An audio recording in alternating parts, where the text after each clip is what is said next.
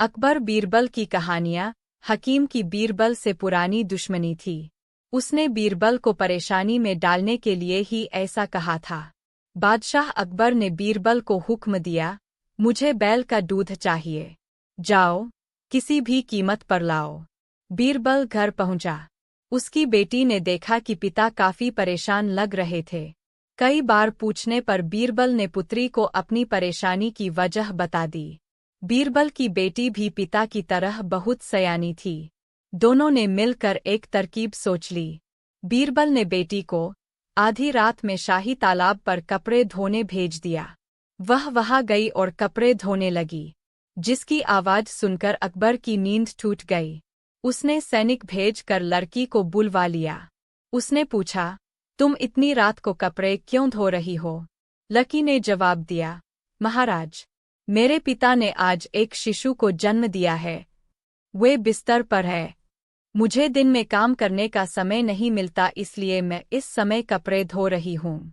बादशाह बड़ा हैरान हुआ। उसने लड़की से कहा, बिटिया, पुरुष तो बच्चे पैदा नहीं करते। लड़की झंझ से बोली, अगर पुरुष बच्चा पैदा नहीं कर सकता तो एक बैल दूध कैसे दे सकता है? बादशाह अकबर समझ गए कि हकीम ने बीरबल को नीचा दिखाने के लिए ही यह चाल चली थी। उन्हें अपने ऊपर भी शर्म आई कि वे किस तरह हकीम की बातों में आकर उल्लू बन गए। हकीम को अपने इस बर्ताव के लिए सजा दी गई। अकबर ने बीरबल की चतुराई की प्रशंसा की। यह भी परे उम्मीद गृहलक्ष्मी कहानियाँ। हकीम की बीरबल से पुरानी दुश्मनी थी। उसने बीरबल को परेशानी में डालने के लिए ही ऐसा कहा था। बादशाह अकबर ने बीरबल को हुक्म दिया, मुझे बैल का दूध चाहिए।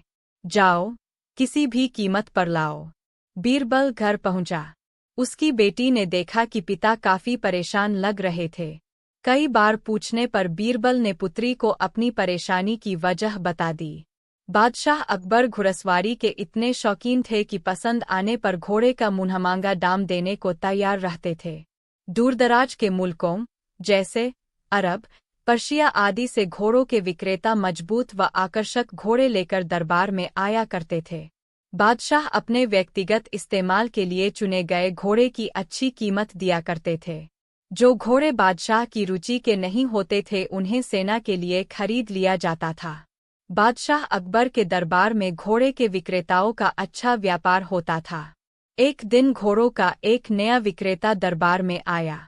अन्य व्यापारी भी उसे नहीं जानते थे।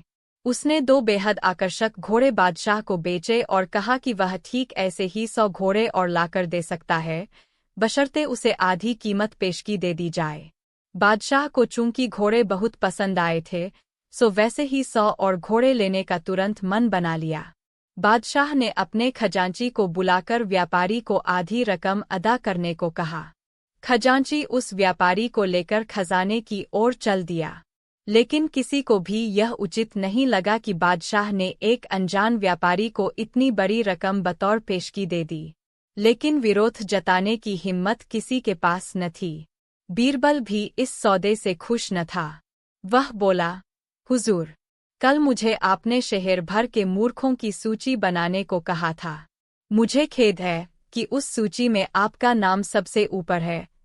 बादशाह अकबर का चेहरा मारे गुस्से के सुर्ख हो गया। उन्हें लगा कि बीरबल ने भरे दरबार में विदेशी मेहमानों के सामने उनका अपमान किया है। गुस्से से भरे बादशाह चिल्लाए, तुम्हारी हिम्मत कैसे हुई हमें मूर्ख बताने की? क्षमा करें बादशाह सलामत। बीरबल अपना सिर झुकाते हुए सम्मानित लहजे में बोला, आप चाहे तो मेरा सर कलम करवा दें, यदि आपके कहने पर तैयार की गई मूर्खों की फहरिस्त में आपका नाम सबसे ऊपर रखना आपको गलत लगे। बीमार होने के कारण तुम्हारा दिमाग भी सही से काम नहीं कर रहा है। इस पर बीरबल ने कहा, बीमार होने के कारण मेरा शरीर कमजोर हुआ है, न कि मेरी बुद्धि। मेरी बुद्धि अभी भी ठीक से काम कर रही है।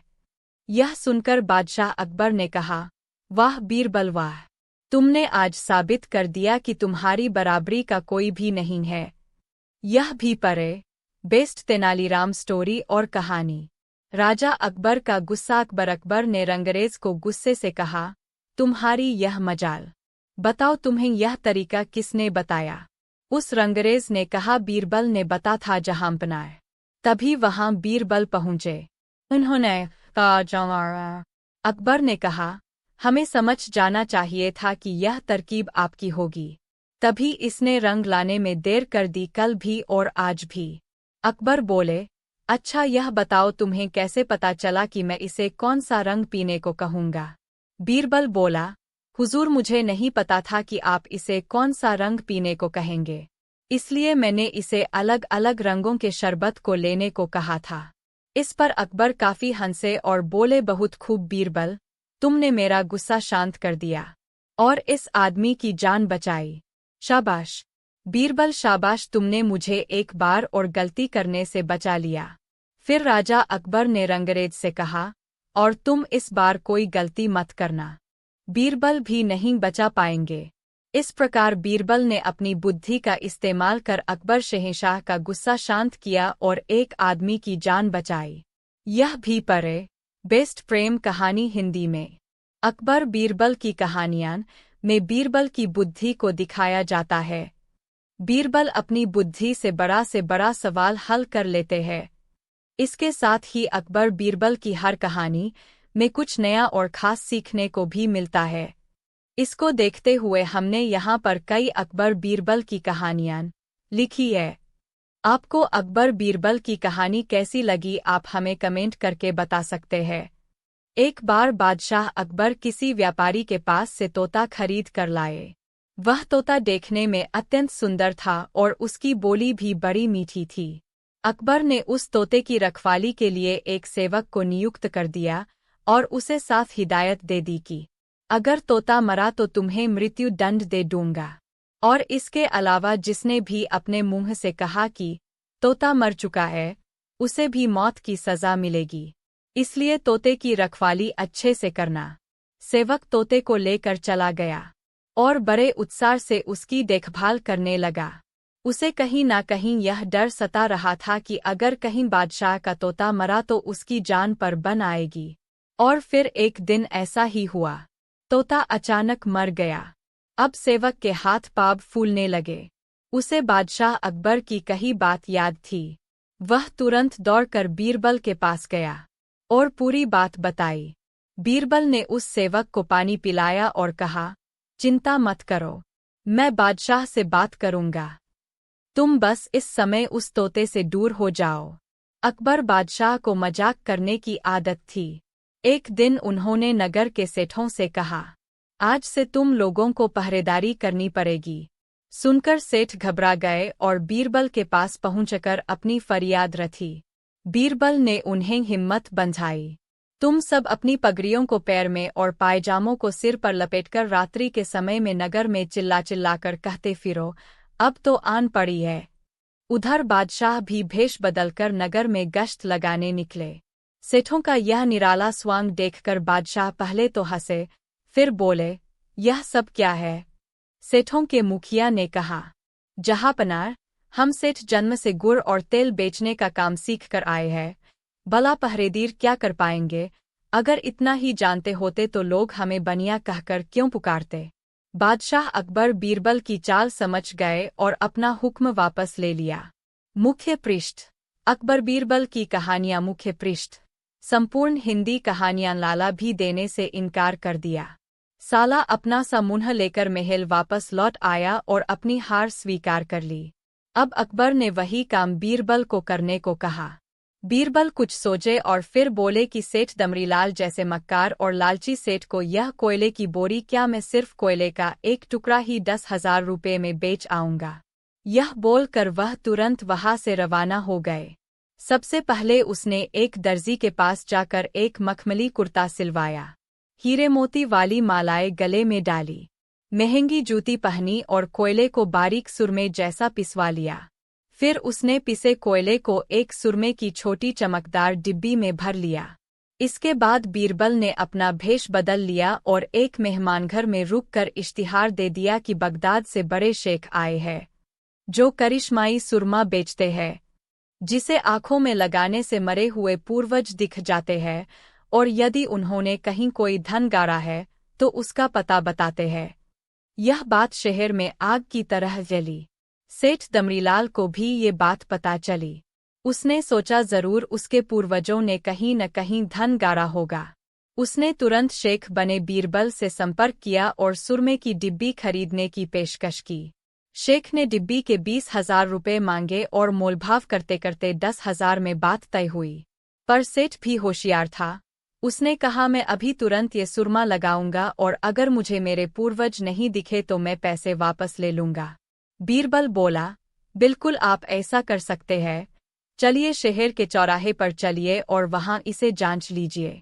सुरमे का चमत्कार देखने के लिए भीड़ इकट्ठा हो गई। तब बीरबल ने ऊंची आवाज में कहा, ये सेठ अभी ये चमत्कारी सुरमा लगाएंगे और अगर ये उन्हीं की औलाद है जिन्हें ये अपना माँ बाप समझते हैं तो इन्हें इनके पूर्वज दिखाई देंगे और गड़े धन के बारे में बताएंगे। लेकिन अगर आपके माँ बाप में से किसी ने भी बेईमानी की होगी और आप उनकी असल औलाद नहीं होंगे तो आपको कुछ भी नहीं दिखेगा। और ऐसा कहते ही बीरबल ने सेठ की आंखों में सुरमा लगा दिया। फिर क्या था? सिर खुजाते हुए सेठ ने आंखें खोली। अब दिखना तो कुछ था नहीं, पर सेठ करे भी तो क्या करे। अपनी इज्जत बचाने के लिए सेठ ने 10,000 बीरबल के हाथ थमा दिए और मुंह फुलाते हुए आगे बढ़ गए। बीरबल फौरन अकबर के पास पहुंचे और रुपए थमाते हुए सारी कहानी सुना दी।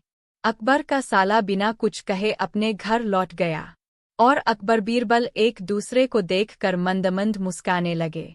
इस किस्से के बाद फिर कभी अकबर के साले ने बीरबल का स्थान नहीं मांगा।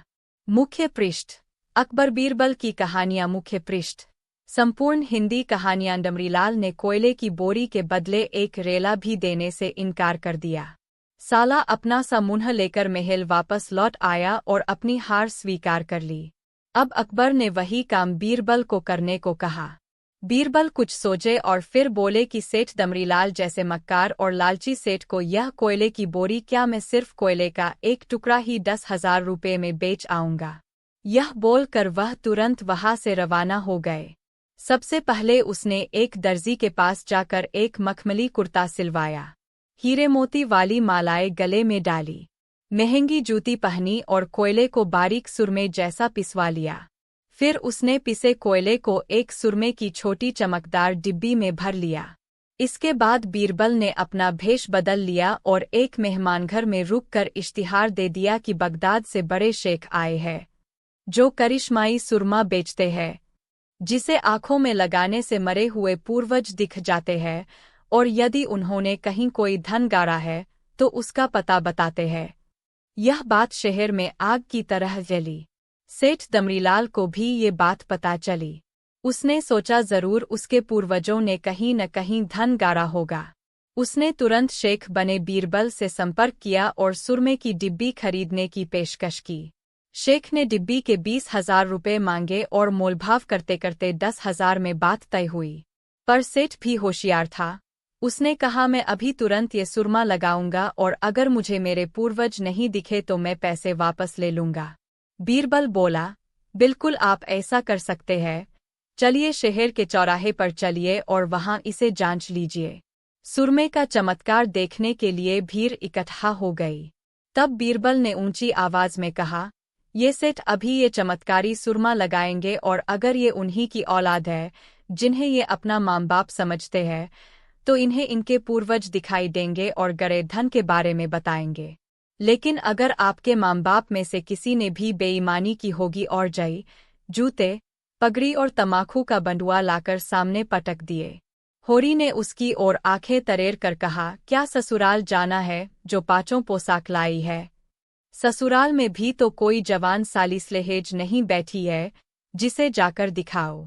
होरी के गहरे सावले पिचके हुए चेहरे पर मुस्कराहट की मृदुता झलक पड़ी। धनिया ने लजाते हुए कहा, ऐसे ही तो बड़े सजीले जवान हो कि साली सलहजे तुम्हें देखकर रीठ जाएंगी।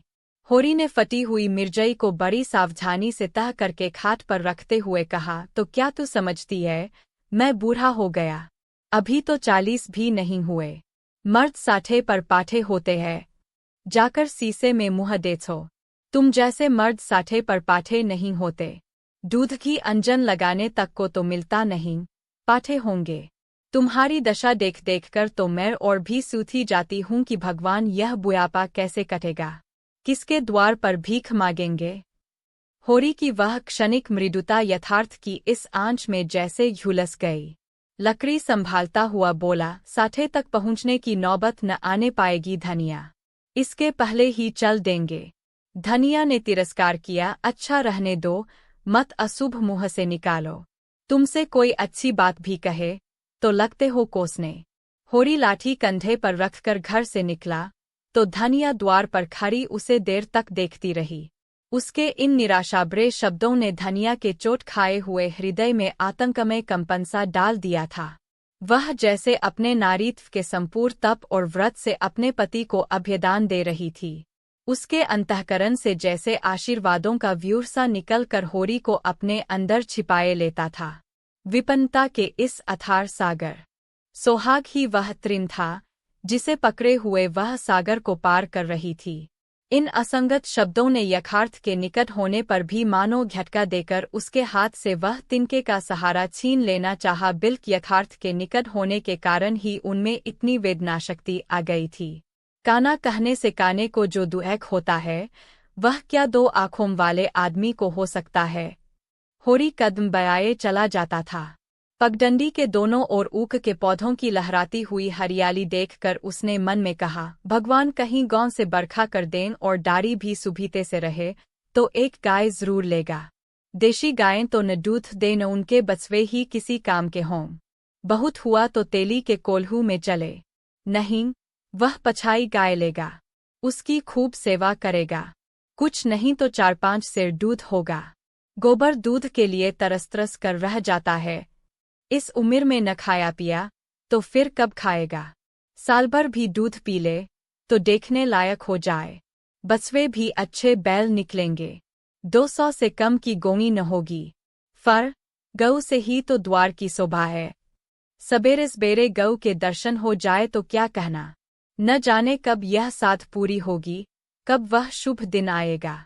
हर एक गृहस्थ की भांति होरी के मन में भी गऊ की लालसा चिरकाल से संचित चली आती थी। यही उसके जीवन का सबसे बड़ा स्वप्न, सबसे बड़ी साध थी। बैंक सूद से चैन करने या जमीन खरीदने या महल बनवाने की विशाल आकांक्षाएं उसके नन्हे से हृदय में कैसे समातीं। जेठ का सूर्य आमों के झुरमुट में से निकलकर आकाश पर छाई हुई लालिमा को अपने रजत प्रताप से तेज प्रदान करता हुआ ऊपर चढ़ रहा था और हवा में गमीर आने लगी थी। दोनों ओर खेतों में काम करने वाले किसान उसे देखकर राम राम करते और सम्मान भाव से चिलम पीने का निमंत्रण देते थे, पर होरी को इतना अवकाश कहा था। उसके अंदर बैठी हुई सम्मान लालसा ऐसा आदर पाकर उसके सूखे मुख पर गर्व की झलक पैदा कर रही थी। मालिकों से मिलते जुलते रहने ही का तो यह प्रसाद है कि सब उसका आदर करते हैं। नहीं उसे कौन पूछता। 5 बीघे के किसान की बिसात ही क्या, यह कम आदर नहीं है कि 3-3, 4-4 हल वाले महतो भी उसके सामने सिर झुकाते हैं। अब वह खेतों के बीच की पगडंडी छोड़कर एक खलेटी में आ गया था, जहां बरसात में पानी भर जाने के कारण तरी रहती थी और जेठ में कुछ हरियाली नजर आती थी। आसपास के गांवों की गौएं यहाँ चरने आया करती थीं। उस समय में भी यहाँ की हवा में कुछ ताजगी और ठंडक थी। होरी ने 2-3 सांसें जोर से लीं। उसके जी में आया, कुछ देर यहीं बैठ जाए, दिन भर तो लुलपत में मरना है ही। कई किसान इस गरने का पट्टा लिखाने को तैयार थे।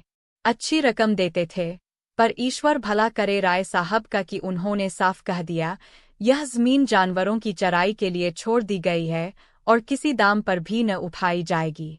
कोई स्वार्थी जमींदार होता तो कहता, गायें जाए भार में, हमें रुपए मिलते हैं, क्यों छोड़े। पर राय साहब अभी तक पुरानी मर्यादा निभाते आते हैं।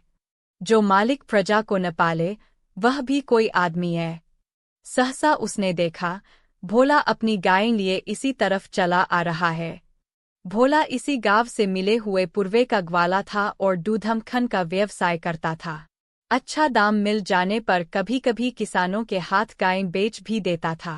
होरी का मन उन गायों को देखकर ललचा गया। अगर भोला वह आगे वाली गाय उसे दे तो क्या कहना, रुपए आगे पीछे देता रहेगा। वह जानता था घर में रुपए नहीं है, अभी तक लगान नहीं चुकाया जा सका, बिसेसर शाह का देना भी बाकी है, जिस पर आने रुपए का सूद चल रहा है। लेकिन दरिद्रता में जो एक प्रकार की अदूरदर्शिता होती है, वह निर्लज्जता जो तकाजे, गाली और मार से भी भयभीत नहीं होती, उसने उसे प्रोत्साहित किया। बरसों से जो साध मन को आंदोलित कर रही थी, उसने उसे विचलित कर दिया। भोला के समीप जाकर बोला, राम राम भोला भाई, कहो क्या रंग है? सुना अब की मेले से नई गायें लाए हो। भोला ने रूखाई से जवाब दिया। होरी के मन की बात उसने ताड़ ली थी। हाँ, 2 बछियां और 2 गायें लाया। पहले वाली गायें सब सूख गई थीं। बंधी पर दूध न पहुँचे तो गुजर कैसे हो? होरी ने आने वाली गाय के पुट्ठे पर हाथ रखकर कहा, दुधार तो मालूम होती है। कितने में ली? भोला ने शान जमाई, अब की बाजार बड़ा तेज रहा महतो, इसके 80 रुपए देने पड़े। आंखें निकल गईं। 30-30 रुपए तो दोनों कलोरों के दिए। तिस पर गाहक रुपए का 8 सेर दूध मांगता है। बड़ा भारी कलेजा है तुम लोगों का भाई, लेकिन फिर लाए भी तो वह माल की यहाँ 10-5 गांवों में तो किसी के पास निकलेगी नहीं। भोला पर नशा चढ़ने लगा। बोला, राय साहब इसके 100 रुपए देते थे, दोनों कलोरों के 50-50 रुपए, लेकिन हमने न दिए। भगवान ने चाहा तो 100 रुपए इसी बयान में पीट लूंगा। इसमें क्या संदेह है भाई? मालिक क्या खाके लेंगे? नधराने में मिल जाए तो भले ले लें। यह तुम ही लोगों का गुदार है कि अंजुली भर रुपए तकदीर के भरोसे गिन देते हो। यही जी चाहता है कि इसके दर्शन करता रहूं। धन्य है तुम्हारा जीवन की गऊ की इतनी सेवा करते हो। हमें तो गाय का गोबर भी मैसर नहीं। गिरस्त के घर में एक गाय भी न हो तो कितनी लज्जा की बात है। साल के साल बीत जाते हैं, गोरस के दर्शन नहीं होते। घरवाली बार बार कहती है, भोला भव्या से क्यों नहीं कहते? मैं कह देता हूँ, कभी मिलेंगे तो कहूँगा। तुम्हारे स्वभाव से बड़ी प्रसन्न रहती है। कहती है, ऐसा मर्द ही नहीं देखा कि जब बातें करेंगे नीची आंखें करके, कभी सिर नहीं उठाते। भोला पर जो नशा चढ़ रहा था, उसे इस भरपूर प्याले ने और गहरा कर दिया। बोला, भला आदमी वही है जो दूसरों की बहुबेटी को अपनी बहुबेटी समझे। जो दुष्ट किसी मेहरिया की ओर ताके, उसे गोली मार देना चाहिए। यह तुमने लाख रुपए की बात कह दी भाई। बस सज्जन वही जो दूसरों की आबरू को अपनी आबरू समझे। जिस तरह मर्द के मर जाने से औरत अनाथ हो जाती है, उसी तरह औरत के मर जाने से मर्द के हाथ पांव टूट जाते हैं। मेरा तो घर उजड़ गया महतो, कोई एक लोटा पानी देने वाला भी नहीं। गत वर्ष भोला की स्त्री लू लग जाने से मर गई थी। यह होरी जानता था, लेकिन 50 बरस का खनखर भोला भीतर से इतना स्निग्ध है, वह न जानता था। स्त्री की लालसा उसकी आंखों में सजल हो गई थी। होरी को आसन मिल गया। उसकी व्यावहारिक कृषक बुद्धि सजग हो गई। पुरानी मसल ह्यूठी थोड़ी है, बिन घरनी घर भूत का डेरा। कहीं सगाई नहीं ठीक कर लेते। ताक में हूँ महतो, पर कोई जल्दी फंसता नहीं। 50 खर्च करने को भी तैयार हूँ, जैसी भगवान की इच्छा। अब मैं भी फिर्क में रहूंगा। भगवान चाहेंगे तो जल्दी घर बस जाएगा। बस यही समझ लो कि उबर जाऊंगा भव्या। घर में खाने को भगवान का दिया बहुत है। 4 पसेरी रोज दूध हो जाता है, लेकिन किस काम का? मेरे ससुराल में एक मेहरिया है। 3-4 साल हुए, उसका आदमी उसे छोड़कर कलकत्ते चला गया। बेचारी पिसाई करके गुजर कर रही है। बाल बच्चा भी कोई नहीं। देखने सुनने में अच्छी है, बस रचरिया। भोला का सिकुड़ा हुआ चेहरा जैसे चिकना गया। आशा में कितनी सुधा है। बोला, अब तो तुम्हारा ही आसरा है महतो। छुट्टी हो तो चलो एक दिन देख आएं। मैं ठीक ठाक करके तब तुमसे कहूँगा। बहुत उतावली करने से भी काम बिगड़ जाता है। जब तुम्हारी इच्छा हो तब चलो। उतावली कर। इस कब्री पर मन ललचाया हो तो ले लो। यह गाय मेरे मान की नहीं है दादा। मैं तुम्हें नुकसान नहीं पहुंचाना चाहता। अपना धर्म यह नहीं है कि मित्रों का गला दबाएं। जैसे इतने दिन बीते हैं, वैसे और भी बीत जाएंगे। तुम तो ऐसी बातें करते हो होरी, जैसे हम तुम दो है। जैसे मेरे घर रही, वैसे तुम्हारे घर रही। 80 रुपए में ली थी, तुम 80 रुपए ही दे देना। जाओ। लेकिन मेरे पास नगद नहीं है दादा, समझ लो। तो तुमसे नगद मांगता कौन है भाई? होरी की छाती गजभर की हो गई। 80 रुपए में गाय महंगी न थी। ऐसा अच्छा डील डॉल, दोनों जून में 6-7 सेर दूध, सीधी ऐसी कि बच्चा भी दुहले। इसका तो एक एक बछा 100-100 का होगा। द्वार पर बंधेगी तो द्वार की शोभा बढ़ जाएगी। उसे अभी कोई 400 रुपए देने में थे, लेकिन उधार को वह एक तरह से मुफ्त समझता था। कहीं भोला की सगाई ठीक हो गई तो 1-2 साल तो वह बोलेगा भी नहीं। सगाई न भी हुई तो होरी का क्या बिगड़ता है? यही तो होगा, भोला बार बार तगादा करने आएगा, बिगड़ेगा, गालियां देगा। लेकिन होरी को इसकी ज्यादा शर्म न थी। इस व्यवहार का वह आदी था। कृषक के जीवन का तो यह प्रसाद है। भोला के साथ वह छल कर रहा था और यह व्यापार उसकी मर्यादा के अनुकूल था। अब भी लेनदेन में उसके लिए लिखापड़ी होने और न होने में कोई अंतर न था। सूखे बूरे की विपदाएं उसके मन को भी बनाए रहती थीं। ईश्वर का रौद्र रूप सदैव उसके सामने रहता था। पर यह छल उसकी नीति में छल न था। यह केवल स्वार्थ सिद्धि थी और यह कोई बुरी बात न थी। इस तरह का छल तो वह दिन रात करता रहता था। घर में 2-4 रुपए पड़े रहने पर भी महाजन के सामने कसमें खा जाता था कि 1 पाई भी नहीं है। सन को कुछ गीला कर देना और रुई में कुछ बिनौले भर देना उसकी नीति में जायज था। और यहाँ तो केवल स्वार्थ न था, थोड़ा सा मनोरंजन भी था। बूढ़ों का बुढ़भस हास्यास्पद वस्तु है और ऐसे बूढ़ों से अगर कुछ ऐंठ भी लिया जाए तो कोई दोष पाप नहीं। भोला ने गाय की पघिया होरी के हाथ में देते हुए कहा, ले जाओ महतो, तुम भी याद करोगे। ब्याते ही 6 सेर दूध ले लेना। चलो, मैं तुम्हारे घर तक पहुंचा दूं। शायद तुम्हें अनजान समय कर रास्तों में कुछ दिक करे। अब तुमसे सच कहता हूँ, मालिक 90 रुपए देते थे, पर उनके यहाँ गवों की क्या कद्र। मुझसे लेकर किसी हाकिम हुक्काम को दे देते। हाकिमों को गऊ की सेवा से मतलब, वह तो खून चूसना भर जानते हैं। जब तक दूध देती, रखते, फर किसी के हाथ बेच देते। कोयले को बारीक सुरमे जैसा पिसवा लिया। फिर उसने पिसे कोयले को एक सुरमे की छोटी चमकदार डिब्बी में भर लिया। कुछ समय तो निकल गया लेकिन समय के साथ अकबर बीरबल को याद करने लगा। राजकार्य के दौरान अकबर को कई परेशानियां सामने आने लगी।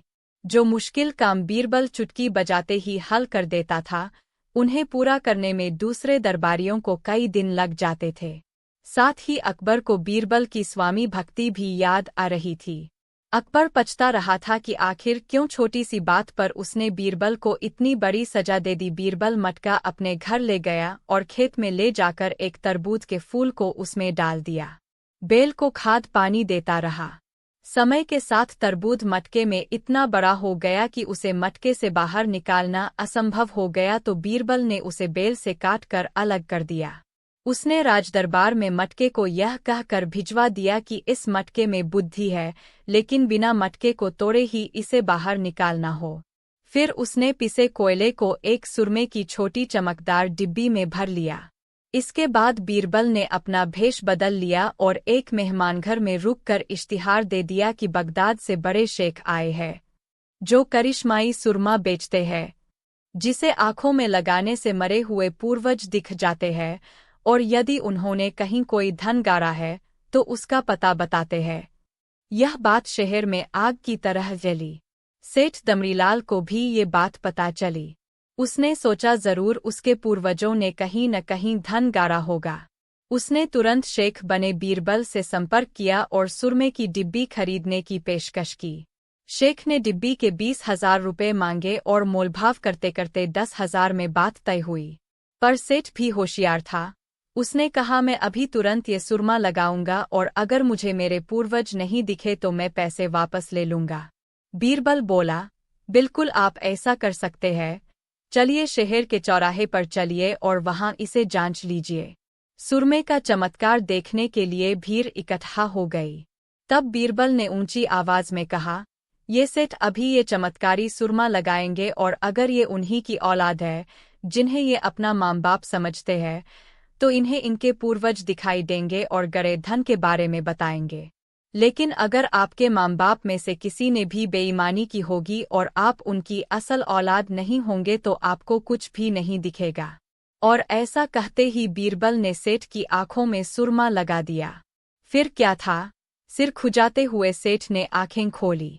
अब दिखना तो कुछ था नहीं, पर सेठ करे भी तो क्या करे। अपनी इज्जत बचाने के लिए सेठ ने 10,000 बीरबल के हाथ थमा दिए और मुंह फुलाते हुए आगे बढ़ गए। बीरबल फौरन अकबर के पास पहुंचे और रुपए थमाते हुए सारी कहानी सुना दी। अकबर का साला बिना कुछ कहे अपने घर लौट गया और अकबर बीरबल एक दूसरे को देखकर मंद मुस्काने लगे। इस किस्से के बाद फिर कभी अकबर के साले ने बीरबल का स्थान नहीं मांगा। मुख्य पृष्ठ। अकबर बीरबल की कहानियां। मुख्य पृष्ठ। संपूर्ण हिंदी कहानियांगा। एक बार अकबर बादशाह ने अपने प्रिय दरबारी बीरबल से पूछा, तुम इतने काले रंग के कैसे हो गए? बादशाह की बात में कुछ चिज़ाने वाला पुट भरा था। बीरबल ने कहा, जहांपनार, जब अल्लाह ताला के यहाँ खैरात बांटी जा रही थी तो उन्होंने सब खैरात प्राणियों के सामने रख दी। सब लोगों ने अपनी इच्छा एवं जहांपनार मैं बुद्धि एवं विद्या ही लेता रह गया, रूप रंग की तरफ ध्यान ही नहीं गया। इसके विपरीत आप मात्र रूप रंग ही लेते रह गए, आपका ध्यान बुद्धि एवं विद्या की तरफ गया ही नहीं। इस प्रकार बीरबल ने यह सिद्ध किया कि वह बुद्धिमान है किंतु बदसूरत है। इसके विपरीत बादशाह खूबसूरत किंतु बेवकूफ़ है। मुफल शासक जलालुद्दीन मोहम्मद अकबर और उनके मुझसे सलाहकार बीरबल महेश दास को कौन नहीं जानता। मोहम्मद अकबर हिंदुस्तान के शहंशाह थे जो सन 1542 से 1606 तक हिंदुस्तान के तंत्र पर बैठे थे। बीरबल उनके नवरत्नों में से एक थे। वे बादशाह अकबर के मुख्य सलाहकार होने के साथ उनके परम मित्र भी थे। के जीवन में हुई घटनाएं, उनके मज़ेदार वार्तालाप और उनके मज़े हुई खट्टी मीठी नोंकझोंक को किस्सों कहानियों के रूप में पिरोकर सालों साल से सुनाया जाता रहा है और पीढ़ी दर पीढ़ी ये कहानियां विकसित होती गई है।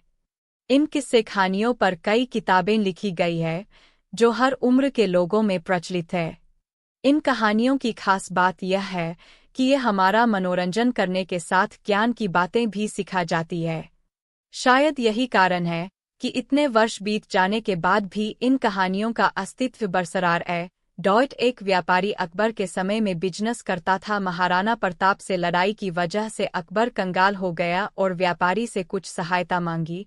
व्यापारी ने अपना सब धन अकबर को दे दिया। तब अकबर ने उससे पूछा कि तुमने इतना धन कैसे कमाया, सच सच बताओ नहीं तो फांसी दे दूंगा। मारवाड़ी बोला, जहांपनार, मैंने यह सारा धन कर चोरी और मिलावट से कमाया है। यह सुनकर अकबर ने बीरबल से सलाह करके व्यापारी को घोड़ों के अस्तबल में लीद साफ करने की सजा सुनाई। व्यापारी वहां काम करने लगा। 2 साल बाद फिर अकबर लड़ाई में कंगाल हो गया तो बीरबल से पूछा, अब धन की व्यवस्था कौन करेगा? बीरबल ने कहा, बादशाह, उस व्यापारी से बात करने से समस्या का समाधान हो सकता है। तब अकबर ने फिर व्यापारी को बुलाकर अपनी परेशानी बताई तो व्यापारी ने फिर बहुत सारा धन अकबर को दे दिया। अकबर ने पूछा, तुम तो अस्तबल में काम करते हो, फिर तुम्हारे पास इतना धन कहाँ से आया? सच सच बताओ नहीं तो सजा मिलेगी। व्यापारी ने कहा, यह धन मैंने आपके आदमी जो घोड़ों की देखभाल करते हैं उनसे यह कहकर रिश्वत लिया है कि घोड़े आजकल लीद कम कर रहे हैं। इसकी शिकायत बादशाह को करूँगा क्योंकि तुम घोड़ों को पूरी खुराक नहीं देते हो और पैसा खजाने से पूरा उठाते हो। अकबर फिर नाराज हुआ और व्यापारी से कहा कि तुम कल से अस्तबल में काम नहीं करोगे। कल से तुम समुंदर के किनारे उसकी लहरें गिनो और मुझे बताओ। 2 साल बाद अकबर फिर लड़ाई में कंगाल। चारों तरफ धन का अभाव, किसी के पास धन नहीं। बीरबल और अकबर का माथा काम करना बंद। अचानक बीरबल को व्यापारी की याद आई। बादशाह को कहा, आखिरी उम्मीद व्यापारी दिखता है, आपकी इजाजत हो तो बात करो। बादशाह का गरूर काफुर बोला, किस मुंह से बात करें, 2 बार सजा दे चुके हैं। दोस्तों, व्यापारी ने फिर बादशाह को इतना धन दिया कि खजाना पूरा भर दिया। बादशाह ने डरते हुए धन कमाने का तरीका पूछा तो व्यापारी ने बादशाह को धन्यवाद दिया और कहा, इस बार धन विदेश से आया है, क्योंकि मैंने उन सब को जो विदेश से आते हैं आपका फरमान दिखाया कि जो कोई मेरे लहरें गिनने के काम में अपने नाव से बाधा करेगा बादशाह उसे सजा देंगे। सब डर से धन देकर गए और जमा हो गया। प्रेरणादायी रही है। बीरबल ने अपनी चतुराई और बुद्धिमत्ता से बादशाह अकबर के दरबार में आए कई जटिल मामलों को सुलझाया। साथ ही बादशाह अकबर द्वारा समय पर दी गई चुनौतियों को सहर्ष स्वीकार करते हुए उनका समाधान भी किया। बेशक ये किस्से कहानियां सदियों पुरानी है, लेकिन इंटरनेट के मौजूदा दौर में भी इनका महत्व बरकरार है। अगर आप अपने बच्चों को मानसिक रूप से मजबूत बनाना चाहते हैं या उन्हें सिखाना चाहते हैं कि शांत रहकर और दिमाग का इस्तेमाल करके हर समस्या को कैसे हल किया जाए, तो अकबर बीरबल की कहानियां एक बेहतर विकल्प है। हम बचपन से ही अकबर और बीरबल की कहानियां पढ़ते और सुनते आ रहे हैं, जिनसे बीरबल की बुद्धिमत्ता और चतुराई का अंदाज़ा लगाया जा सकता है। ये कहानियां बड़ी दिलचस्प है। इनमें ज्ञान, प्रेरणा और सीखने लायक भी बहुत कुछ है। हमारे कहानियों के इस भाग में पढ़िए अकबर बीरबल के वो किस्से और कहानियां जो बच्चों के जीवन को सही दिशा देंगी। यूं तो अकबर और बीरबल से जुड़ी 200 से ज्यादा कहानियां हैं, जो मनोरंजक भी है और सीख भी देती है। एक बार एक अमीर आदमी अपने पड़ोसी की शिकायत लेकर बादशाह अकबर के दरबार पहुंचा। वह न्याय की गुहार लगाते हुए अकबर से बोला, जहांपनाह, ये मेरा पड़ोसी महमूद है। इसने मेरे घर से कीमती सोने का हार चुराया है। न्याय कीजिए जहांपनाह, मुझे मेरा हार वापस दिलाइए और इसे कड़ी से कड़ी सजा दीजिए। अमीर आदमी अपने पड़ोसी महमूद को जानबूझकर चोरी के इल्जाम में फंसाकर सजा दिलवाना चाहता था। अकबर ने अमीर आदमी की बात सुनकर महमूद से पूछा, क्या महमूद, ये सच है क्या? नहीं बादशाह सलाह, मैं बेकसूर हूँ। मैंने कोई चोरी नहीं की है। ये आदमी मुझे फंसाना चाहता है। महमूद गिड़गिड़ाते हुए बोला, नहीं जहांपनाह, मैंने इसे अपनी आंखों से हार चुराते हुए देखा है। यही चोर है। अमीर आदमी चिल्लाते हुए बोला, यदि ये चोर नहीं है तो साबित करके दिखाए। आप इसे लोहे की गर्म सलाखें अपने हाथों में पकड़ने के लिए कहें। ये सच कह रहा है तो अल्लाह इसके हाथ जलने से बचा लेगे और मैं मान लूंगा कि ये चोर नहीं है।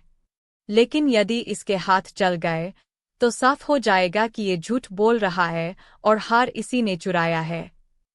सुनकर वह डर गया था और बोला, बादशाह सलामत, मुझे आज का वक्त दें। मैं एक बार अपने घर पर देख लेता हूँ। यदि वह हार मिल गया तो इसे दे दूंगा, नहीं तो लोहे की गर्म सलाखें पकड़कर अपनी बेगुनाही साबित करूंगा। अकबर ने उसे एक दिन का समय दे दिया। वह घर पहुंचा तो बहुत परेशान था।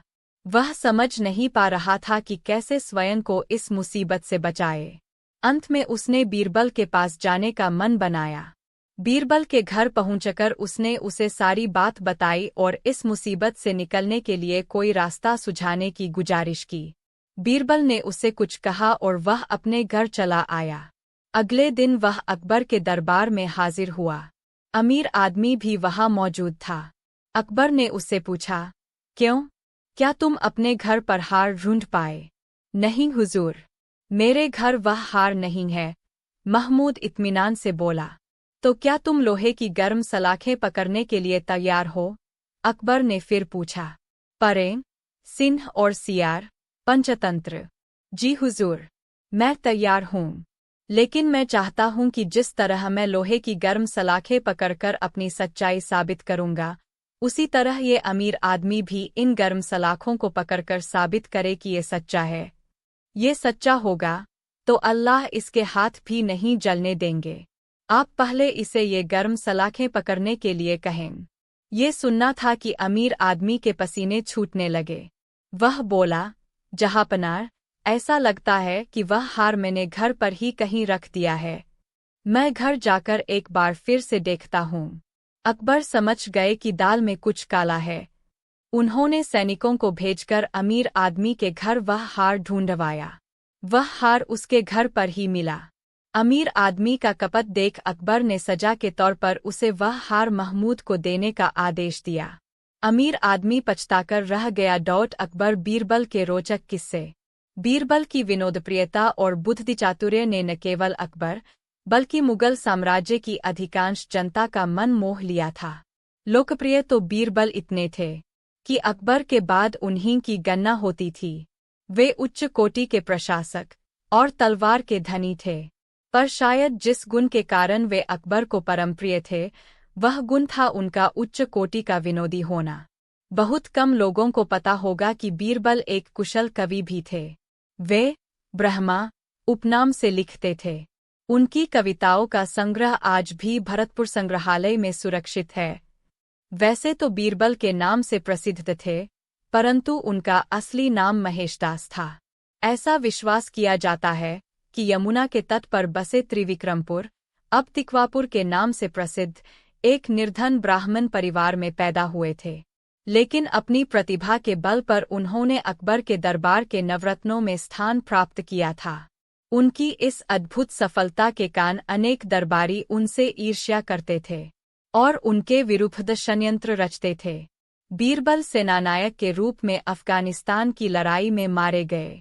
कहा जाता है कि उनकी मृत्यु ईर्ष्यालु विरोधियों का परिणाम थी। बीरबल की मृत्यु के समाचार से अकबर को कितना गहरा आघात पहुंचा था, इसका परिणाम है उनके मुख से कविता के रूप में निकली ये पंक्तियां। दीन जान सब दीन, एक दुरायो दुसह दुहैक, सो अब हमको दीन, कुछ नहीं आछ्यो बीरबल। अकबर के लिए बीरबल सच्चे सखा, सच्चे संगी थे। अकबर के नए धर्म दीन इलाही के मुख्य 17 अनुयायियों में यदि कोई हिंदू था तो वे अकेले बीरबल। एक दिन अकबर ने बीरबल से पूछा, बीरबल जरा बताओ तू उस दुनिया में किसकी संख्या अधिक है, जो देख सकते हैं या जो अंधे हैं? बीरबल बोले, इस समय तुरंत तो आपके इस सवाल का जवाब देना मेरे लिए संभव नहीं है, लेकिन मेरा विश्वास है कि अंधों की संख्या अधिक होगी बजाय देख सकने वालों का। बादशाह ने कहा कि तुम्हें अपनी बात सिद्ध करके दिखानी होगी। बीरबल ने बादशाह की चुनौती स्वीकार कर ला। अगले दिन बीरबल बीच बाजार में एक बिना बुनी हुई चारपाई लेकर बैठ गए और उसे बुनना शुरू कर दिया। उसके अगल-बगल 2 आदमी कागज कलम लेकर बैठे हुए था। थोड़ी ही देर में वहां भीड़ इकट्ठी हो गई, यह देखने के लिए कि हो क्या रहा है। वहां मौजूद हर व्यक्ति ने बीरबल से एक ही सवाल पूछा, बीरबल तुम क्या कर रहे हो? बीरबल के अगल-बगल बैठे दोनों आदमी ऐसा सवाल कराने वालों का नाम पूछ कर लिखते जा रहे थे। जब बादशाह के कानों तक ये बात पहुंची कि बीच बाजार बीरबल चारपाई बुन रहे हैं, तो वो भी वहां जा पहुंचे और वही सवाल किया, यह तुम क्या कर रहे हो? कोई जवाब दिए बिना बीरबल ने अपने बगल में बैठे एक आदमी से बादशाह अकबर का भी नाम लिख लेने को कहा। तभी बादशाह ने आदमी के हाथ में थमा कागज का पुलिंदा ले लिया। उस पर लिखा था, अंधे लोगों की सूची। बादशाह ने बीरबल से पूछा, इसमें मेरा नाम क्यों लिखा है? बीरबल ने कहा, जहांपनार, आपने देखा भी कि मैं चारपाई बुन रहा हूँ, फिर भी आपने सवाल पूछा कि मैं क्या कर रहा हूँ। बादशाह ने देखा उन लोगों की सूची में एक भी नाम नहीं था जो देख सकते थे, लेकिन अंधे लोगों की सूची का पुलिंदा बेहद भारी था। बीरबल ने कहा, हुजूर, अब तो आप मेरी बात से सहमत होने की दुनिया में अंधों की तादाद ज्यादा है। बीरबल की इस चतुराई पर बादशाह मंद मंद मुस्करा दिए। अकबर बीरबल और ऊंट की गर्दन। अकबर बीरबल की हाजिर जवाबी के बड़े कायल थे। एक दिन दरबार में खुश होकर उन्होंने बीरबल को कुछ पुरस्कार देने की घोषणा की, लेकिन बहुत दिन गुजरने के बाद भी बीरबल को धनराशि, पुरस्कार प्राप्त नहीं हुई। बीरबल बड़ी ही उलझन में थे कि महाराज को याद दिलाएं तो कैसे। एक दिन महाराजा अकबर यमुना नदी के किनारे शाम की सैर पर निकले। बीरबल उनके साथ था।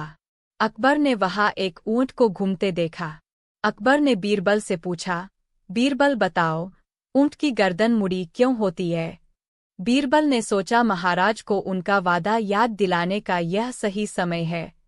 उन्होंने जवाब दिया, महाराज यह ऊंट किसी से वादा करके भूल गया है, जिसके कारण ऊंट की गर्दन मुड़ गई है। महाराज, कहते हैं कि जो भी अपना वादा भूल जाता है तो भगवान उनकी गर्दन ऊंट की तरह मोड़ देता है। यह एक तरह की सजा है। तभी अकबर को ध्यान आता है कि वो भी तो बीरबल से किया अपना एक वादा भूल गए हैं। उन्होंने बीरबल से जल्दी से महल में चलने के लिए कहा और महल में पहुंचते ही सबसे पहले बीरबल को पुरस्कार की धनराशि उसे सौंप दी और बोले, मेरी गर्दन तो ऊंट की तरह नहीं मुड़ेगी बीरबल। और यह कहकर अकबर अपनी हंसी नहीं रोक पाए और इस तरह बीरबल ने अपनी चतुराई से बिना मांगे अपना पुरस्कार राजा से प्राप्त किया। अकबर बीरबल की पहली मुलाकात। अकबर को शिकार का बहुत शौक था। वे किसी भी तरह शिकार के लिए समय निकल ही लेते थे। बाद में वे अपने समय के बहुत ही अच्छे घुड़सवार और शिकारी भी कहलाए। एक बार राजा अकबर शिकार के लिए निकले। घोड़े पर सरपट दौड़ते हुए उन्हें पता ही नहीं चला और केवल कुछ सिपाहियों को छोड़कर बाकी सेना पीछे रह गई। शाम घिर आई थी। सभी भूखे और प्यासे थे और समझ गए थे कि वो रास्ता भटक गए हैं। राजा को समझ नहीं आ रहा था कि वह किस तरफ जाएं। कुछ दूर जाने पर उन्हें एक तिराहा नजर आया। राजा बहुत खुश हुए, चलो अब तो किसी तरह वे अपनी राजधानी पहुंच ही जाएंगे। लेकिन जाए तो जाएं किस तरफ? राजा उलझन में थे। वे सभी सोच में थे किंतु कोई युक्ति नहीं सुझ रही थी। तभी उन्होंने देखा कि एक लड़का उन्हें सड़क के किनारे खड़ा घूर रहा है। सैनिकों ने यह देखा तो उसे पकड़कर राजा के सामने पेश किया। राजा ने कड़कती आवाज में पूछा, ऐ लड़के, आगरा के लिए कौन सी सड़क जाती है? लड़का मुस्कुराया और कहा, जनाब, ये सड़क चल नहीं सकती तो ये आगरा कैसे जाएगी? महाराज, जाना तो आपको ही पड़ेगा। और यह कहकर वह खिलखिलाकर हंस पड़ा। सभी सैनिक मौन खड़े थे। वे राजा के गुस्से से वाकिफ थे। लड़का फिर बोला, जनाब, लोग चलते हैं, रास्ते नहीं। यह सुनकर इस बार राजा मुस्कुराया और कहा, नहीं, तुम ठीक कह रहे हो। तुम्हारा नाम क्या है? अकबर ने पूछा। मेरा नाम महेश दास है महाराज, लड़के ने उत्तर दिया। और आप कौन हैं? अकबर ने अपनी अंगूठी निकालकर महेश दास को देते हुए कहा, तुम महाराजा अकबर, हिंदुस्तान के सम्राट से बात कर रहे हो। मुझे निडर लोग पसंद है। तुम मेरे दरबार में आना और मुझे ये अंगूठी दिखाना। ये अंगूठी देखकर मैं तुम्हें पहचान लूंगा। अब तुम मुझे बताओ कि मैं किस रास्ते पर चलूं ताकि मैं आगरा पहुंच जाऊं। महेश दास ने सिर झुकाकर आगरा का रास्ता बताया और जाते हुए हिंदुस्तान के सम्राट को देखता रहा। और इस तरह अकबर भविष्य के बीरबल से मिले। अब तो आन पड़ी है। अकबर बादशाह को मजाक करने की आदत थी। एक दिन उन्होंने नगर के सेठों से कहा, आज से तुम लोगों को पहरेदारी करनी पड़ेगी। सुनकर सेठ घबरा गए और बीरबल के पास पहुंचकर अपनी फरियाद रखी। बीरबल एक ईमानदार तथा धर्मप्रिय व्यक्ति था।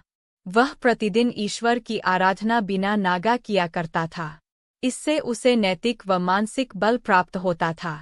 वह अक्सर कहा करता था कि ईश्वर जो कुछ भी करता है मनुष्य के भले के लिए ही करता है।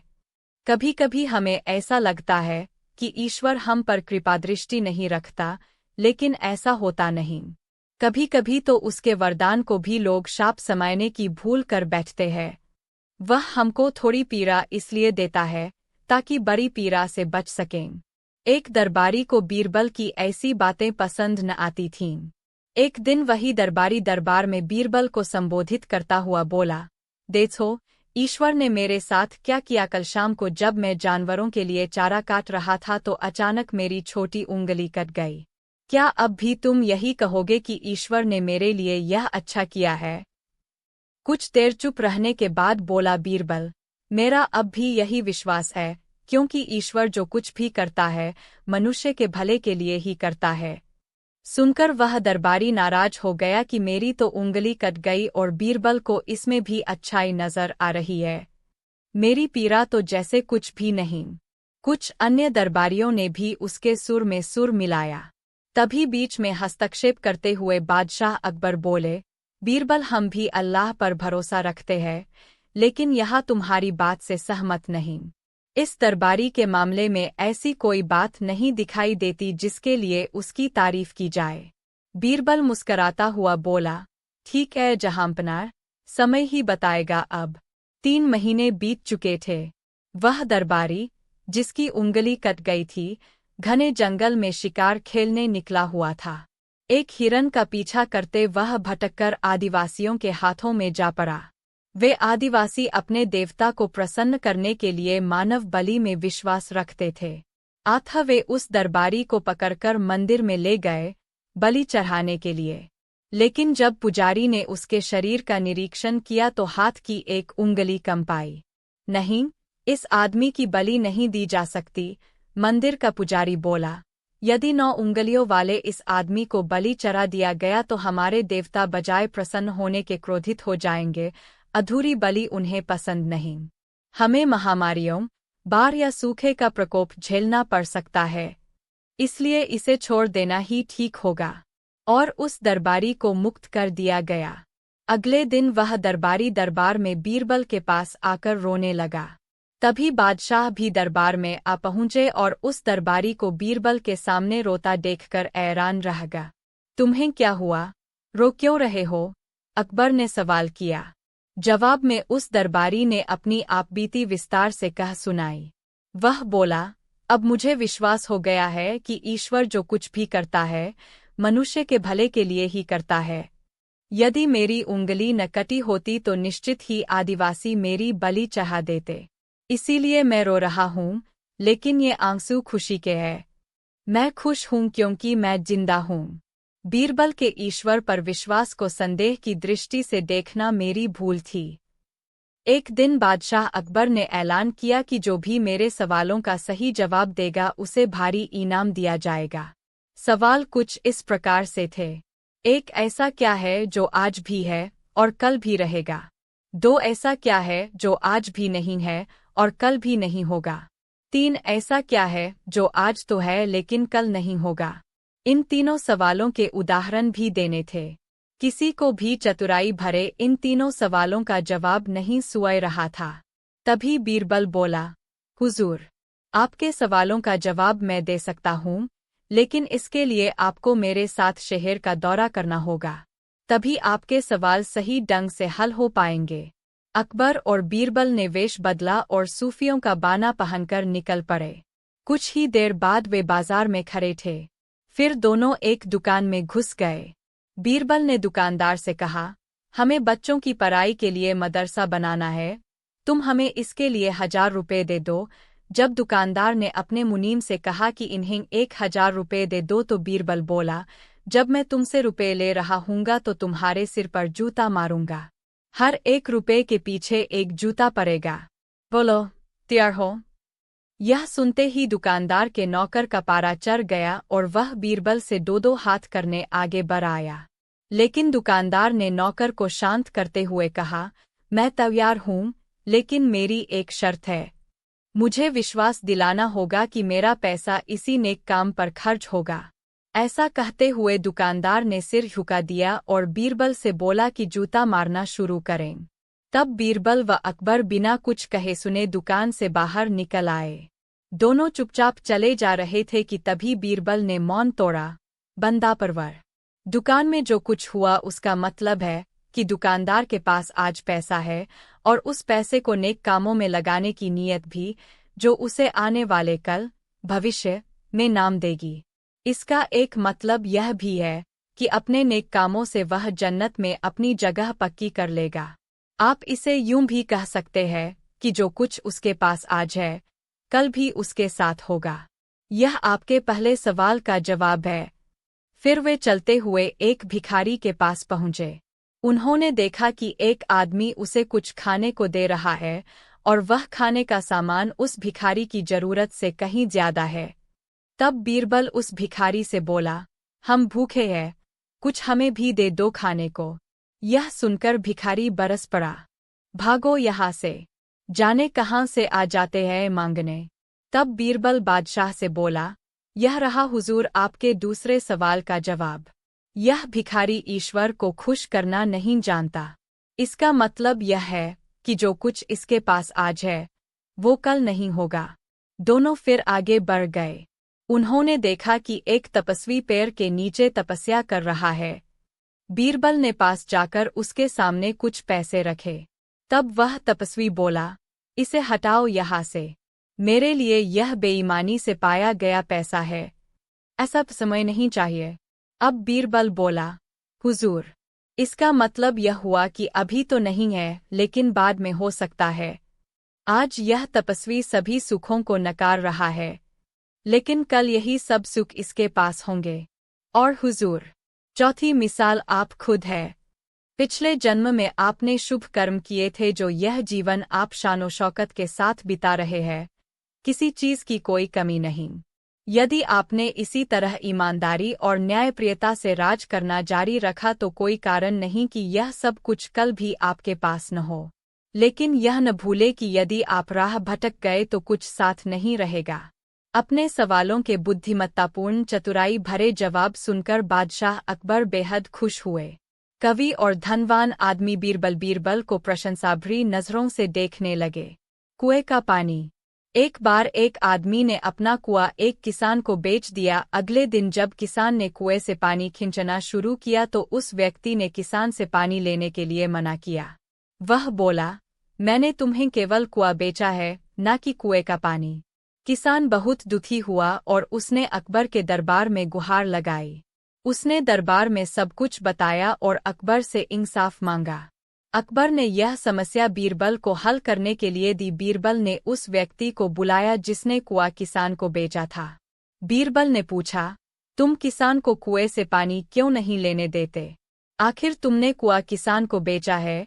उस व्यक्ति ने जवाब दिया, बीरबल, मैंने किसान को कुआं बेचा है, न कि कुएं का पानी। किसान का पानी पर कोई अधिकार नहीं है। बीरबल मुस्कुराया और बोला, बहुत खूब, लेकिन देखो, क्योंकि तुमने कुआं किसान को बेच दिया है और तुम कहते हो कि पानी तुम्हारा है, तो तुम्हें अपना पानी किसान के कुएं में रखने का कोई अधिकार नहीं है। अब या तो अपना पानी किसान के कुएं से निकाल लो या फिर किसान को किराए दो। वह आदमी समझ गया कि बीरबल के सामने उसकी दाल नहीं गलने वाली और वह माफी मांग कर खिसक लिया। खाने के बाद लेटना। किसी समय बीरबल ने अकबर को यह कहावत सुनाई थी कि खाकर लेट जा और मारकर भाग जा, यह सयाने लोगों की पहचान है। जो लोग ऐसा करते हैं, जिंदगी में उन्हें किसी भी प्रकार का दुख नहीं उठाना पड़ता। एक दिन अकबर के अचानक ही बीरबल की यह कहावत याद आ गई। दोपहर का समय था। उन्होंने सोचा, बीरबल अवश्य ही खाना खाने के बाद लेटता होगा। आज हम उसकी इस बात को गलत सिद्ध कर देंगे। उन्होंने एक नौकर को अपने पास बुलाकर पूरी बात समझाई और बीरबल के पास भेज दिया। नौकर ने अकबर का आदेश बीरबल को सुना दिया। बीरबल बुद्धिमान तो थे ही, उन्होंने समझ लिया कि बादशाह ने उसे क्यों तुरंत आने के लिए कहा है। इसलिए बीरबल ने भोजन करके नौकर से कहा, ठहरो, मैं कपड़े बदलकर तुम्हारे साथ ही चल रहा हूँ। उस दिन बीरबल ने पहनने के लिए चुस्त पाजामा चुना। पाजामे को पहनने के लिए वह कुछ देर के लिए बिस्तर पर लेट गए। पाजामा पहनने के बहाने वे काफी देर भी एक कागज के बराबर नीचे हो गया है, या फिर मेरा खटिया एक कागज के बराबर ऊपर हो गया है। यह सुनकर बादशाह अकबर समझ गए कि बीरबल की बुद्धि अभी भी कम नहीं हुई है। पर बादशाह अकबर बोले, ऐसा हर किसी के साथ होता है जब वह बीमार होता है। बीमार। एक बार अकबर बादशाह ने अपने प्रिय दरबारी बीरबल से पूछा, तुम इतने काले रंग के कैसे हो गए? बादशाह की बात में कुछ चिज़ाने वाला पुट भरा था। बीरबल ने कहा, जहांपनार, जब अल्लाह ताला के यहाँ खैरात बांटी जा रही थी तो उन्होंने सब खैरात प्राणियों के सामने रख दी।